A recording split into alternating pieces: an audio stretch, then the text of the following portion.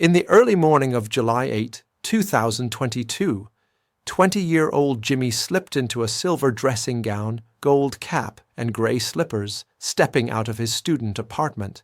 He left behind his beloved Pomeranian, Lexus, a rare choice for a young man who took her everywhere. 2 days later, his black Ford Fusion sat abandoned in an impound lot, holding his bank cards and key ring, but his iPhone, and Jay himself, were gone. The secrets locked in that phone would become the key to his disappearance, pointing to an alleged killer. This is the story of justice for Jay, a tale of late-night hookups, incriminating Snapchats, buried truths, and the moment it all surfaces. Jimmy J. Lee was a star at the University of Mississippi, known to all as Jay. A graduate pursuing a master's in social work, he interned for credit, balancing ambition with a vibrant social life. Jay's personality was electric. Friends called him the life of the party, with a smile that disarmed strangers and a flair for fashion that turned heads. His gold cap, a signature accessory, reflected his bold, unapologetic style. Openly gay, Jay embraced his identity, navigating the world with confidence in a conservative southern town. He texted friends constantly, checked in with his mother, Stephanie, multiple times a day, and never let a call go unanswered. Their bond was unbreakable. Each morning, they'd chat as Jay prepped for his internship, sharing laughter and plans. July 8, 2022, was Stephanie's birthday, a day Jay never missed. At 2 a.m., he sent a joyful message, singing "Happy Birthday" over text. Stephanie replied by 7 a.m., expecting his usual quick response. But this time, silence. As the day unfolded in Jackson, 150 miles south, Stephanie's unease grew. She called Jay repeatedly, her messages unanswered. She reached out to his friends, who fanned out across Oxford, knocking on his door at Campus Walk Apartments. Inside, Lexus's frantic barking echoed, but Jay didn't answer. Panic set in. Stephanie contacted Oxford PD, pleading for a welfare check.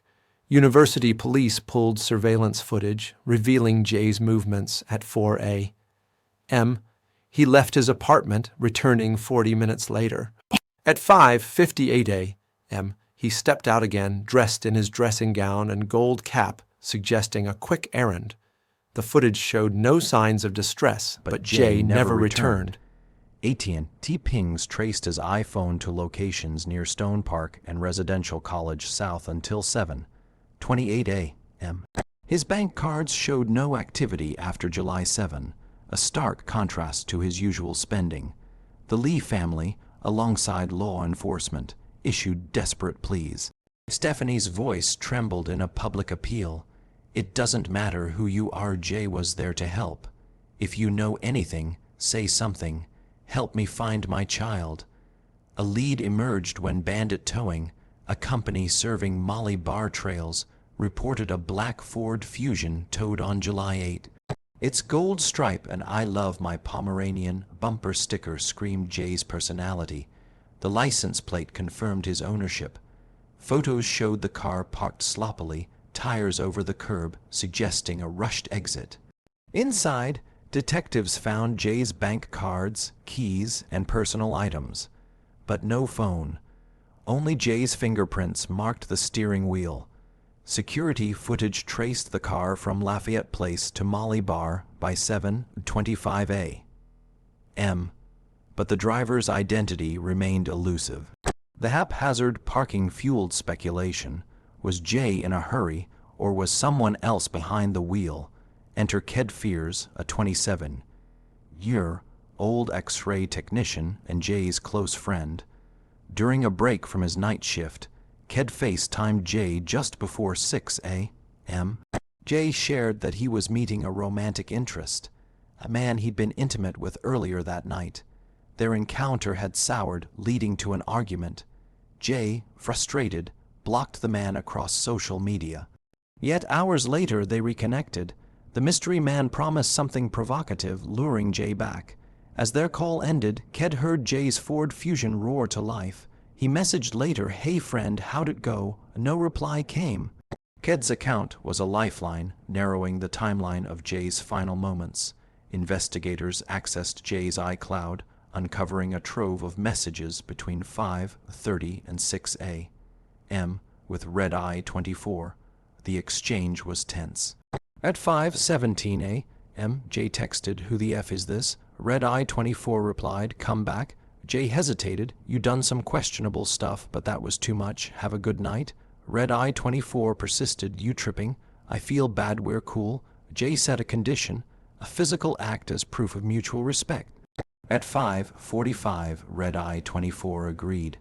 By 6:03, Jay texted open, likely signaling his arrival, then nothing.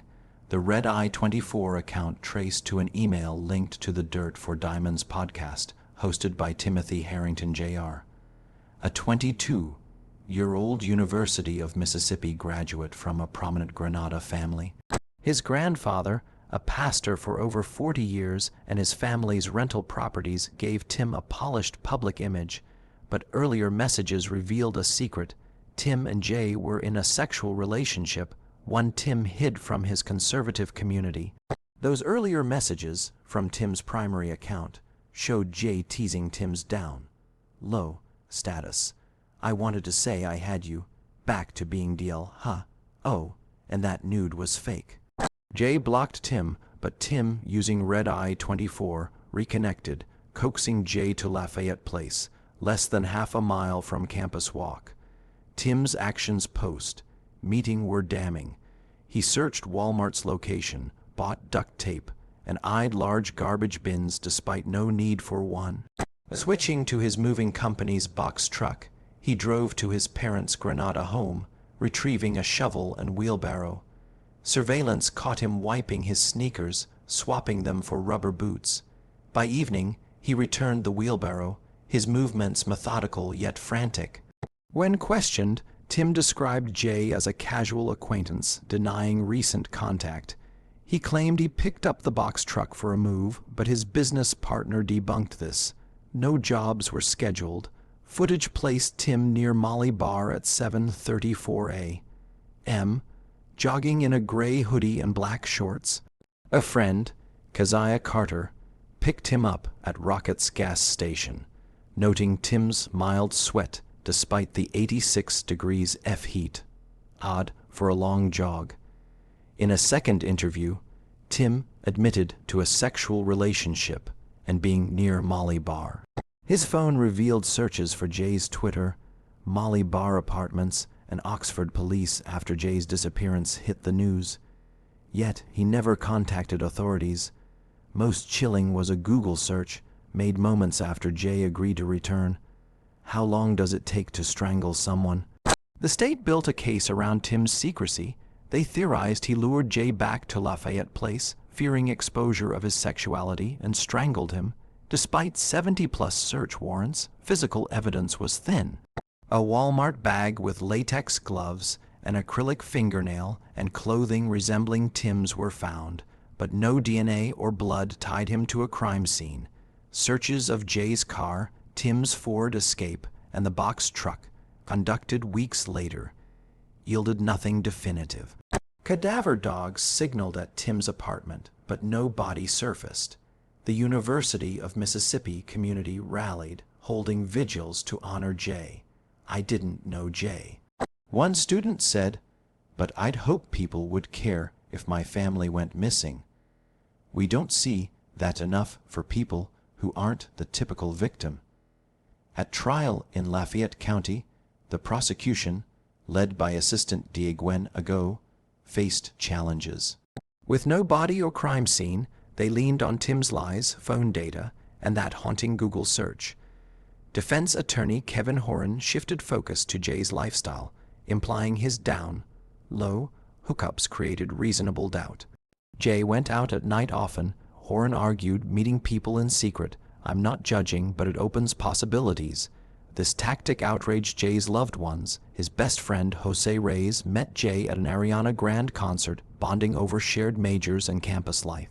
On the stand, Jose defended Jay's flamboyant, openly gay identity. He was fashionable, vibrant, not hiding who he was. Ked Fears echoed this, testifying, "I warned Jay about down low men. They'll kill you before their secret gets out." The defense's strategy backfired, alienating jurors who saw it as victim blaming. Still, the lack of a body loomed large. After 5 hours, the jury deadlocked 11-1 for conviction. The holdout juror, anonymous to media, cited the missing body and inconsistent evidence. Judge Kelly Luther urged them to continue, but a unanimous verdict proved impossible. A mistrial was declared. Stephanie Lee, devastated, spoke through tears. "It's a nightmare. Jay isn't the type to vanish. If you know something, come forward." On February 3, 2025, deer hunters in Carroll County, 90 minutes from Oxford, found human remains at an illegal dumping site. 2 days later, they were confirmed as Jay's. The cause of death remains undisclosed, with few details linking the remains to Tim. Prosecutors re-indicted Timothy Harrington Jr. for capital murder and tampering with evidence. Now with a public defender after parting with Horan, Tim pleaded not guilty and was denied bond. The Lee family, clinging to hope, said, "Justice is near, we have faith." A new trial date is pending with the death penalty under review. Jay Lee's life was a beacon, cut short but not forgotten. His mother's birthday calls, his dog's loyal barks, his vibrant spirit, these linger in Oxford's memory. The search for truth continues, as does the fight for justice. Thank you for joining me on this journey through the tragic case of Jimmy J. Lee. Until next time, stay safe and keep seeking the truth.